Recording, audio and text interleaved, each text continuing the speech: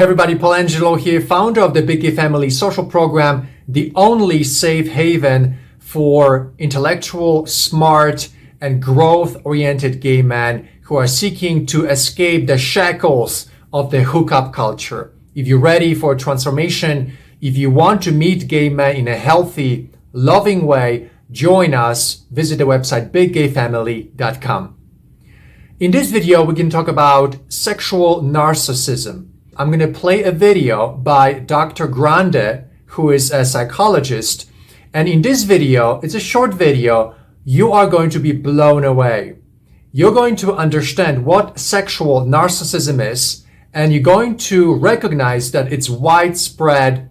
I'm even willing to say it's all that there is in the gay culture. Everything is sexual narcissism. And no wonder relationships are impossible, because everyone is conditioned to be a sexual predator on another person. And when you watch this video, you're going to be blown away. And I'd like to ask you for your comments at the end of that video. It's going to be a short video. I'd like to get your input. Is that what you see with all the people that you meet? Is that the truth about the entire 40 years of the gay culture? I would also like to share with you about 2 trainings that I'm going to be doing this year. Over the past month, I've spent a lot of time researching on the subject of divinity or spiritual training and also sexuality. So in 2022, we're going to be doing training about divinity, about how to overcome all the obstacles in your life through training on spirituality. Also, you're going to learn about how fear and procrastination has nothing to do with discipline. It has to do with living in a false persona. As gay men, we are all living out of the false self. And through spiritual practices, spiritual teachings, through teachings about bringing divinity into your life, you can break through the false self and then live your true life, the life you were meant to live. The second training I'm going to be launching in February is training about sexuality called Evolution.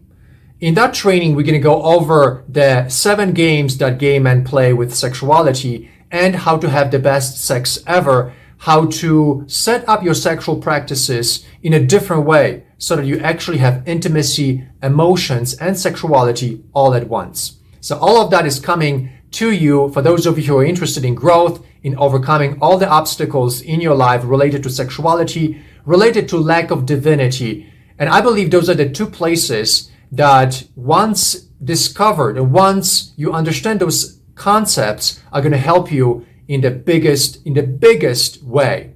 If you want to be part of that, please visit the website biggayfamily.com, begin the free enrollment, share your information so that once the training is ready, you'll be the first one to be notified.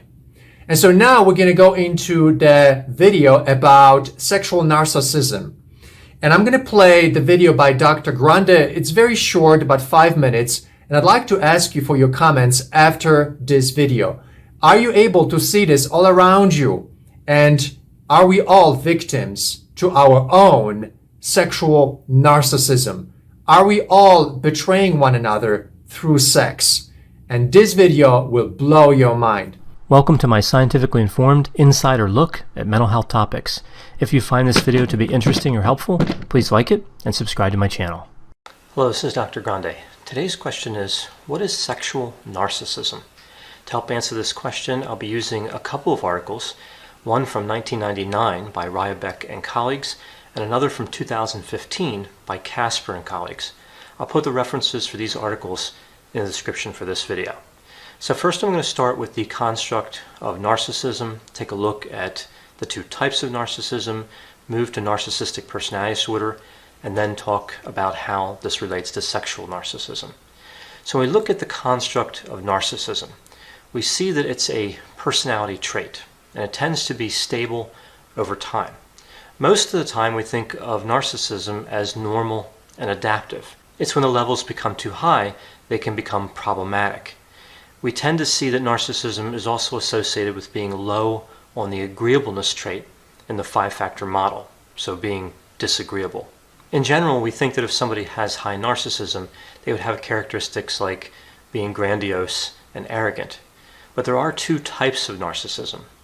One type is grandiose narcissism, sometimes called overt, and the other type is vulnerable narcissism, sometimes called covert narcissism.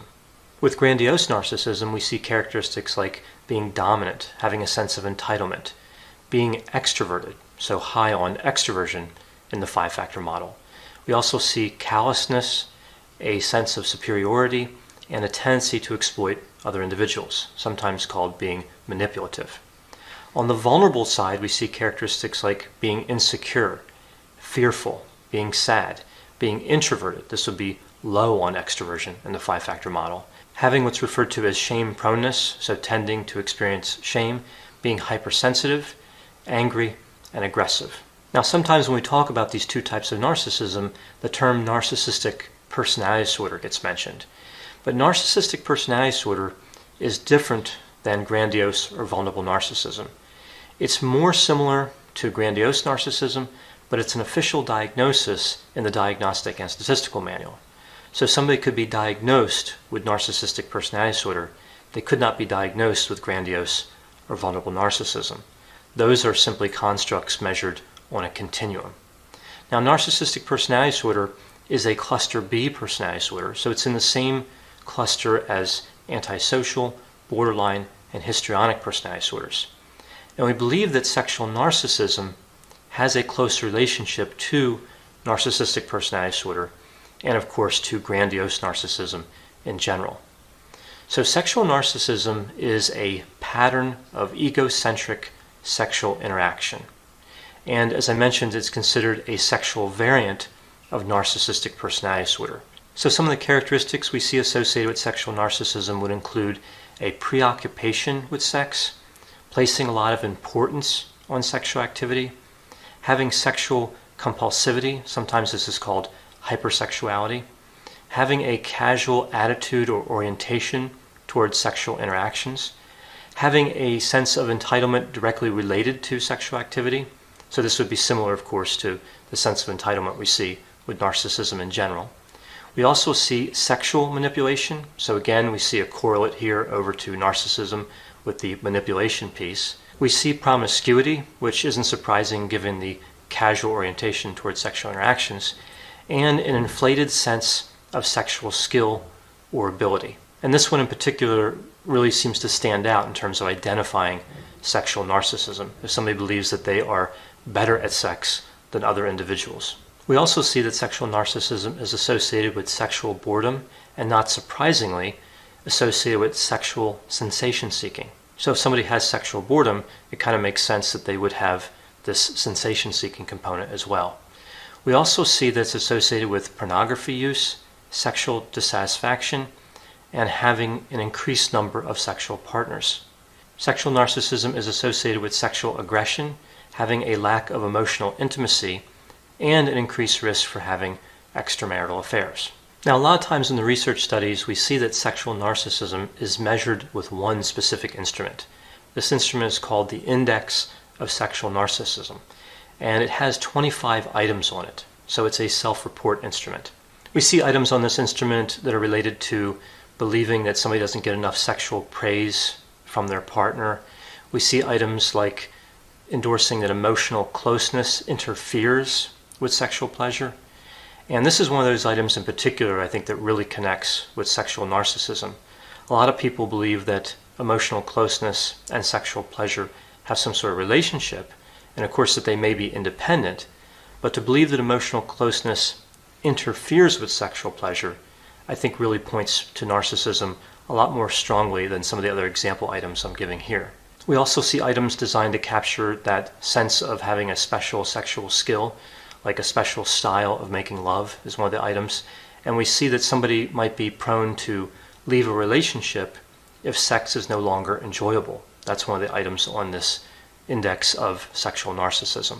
So looking at these two studies specifically and their results, we see that the 1999 study really tells us a lot of things I already mentioned here in this video.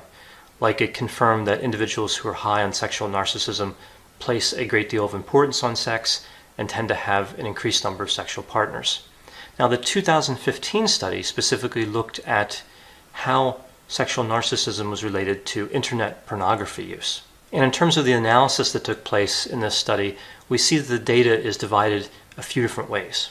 So one way is looking at participants who ever used internet pornography versus those who never used internet pornography. And what we see here with this study is that from the ever used group, these individuals were higher on all measures of narcissism, including sexual narcissism as measured by the index of sexual narcissism. And these results were true for both men and women. So when they looked at men and women separately, we still saw the levels of narcissism higher on all the measures. Another way we see the participants divided up in this study is between those who currently used internet pornography during the study and those who did not currently use internet pornography. And what we saw here is the same results. Those who currently used were higher on all of the measures of narcissism, including sexual narcissism. And just like we saw with the other findings, these findings were true for both men and women. So this study offered an examination of one area related to sexual narcissism, but information about this construct can be useful clinically. We know that if somebody reports internet pornography use, we may want to assess for narcissism, and if we assess somebody as being narcissistic, we may want to ask about their internet pornography use history.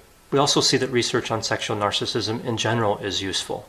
Understanding sexual narcissism gives us insight into some of the potential problems associated with narcissism and some of the risks that partners of individuals who are high in narcissism may be exposed to. Narcissism carries painful consequences for people who have the trait, as well as sometimes people who are in relationships with those individuals. So again, understanding this construct is important and offers us value in terms of clinical usefulness. I hope you found this description of sexual narcissism to be interesting. Thanks for watching.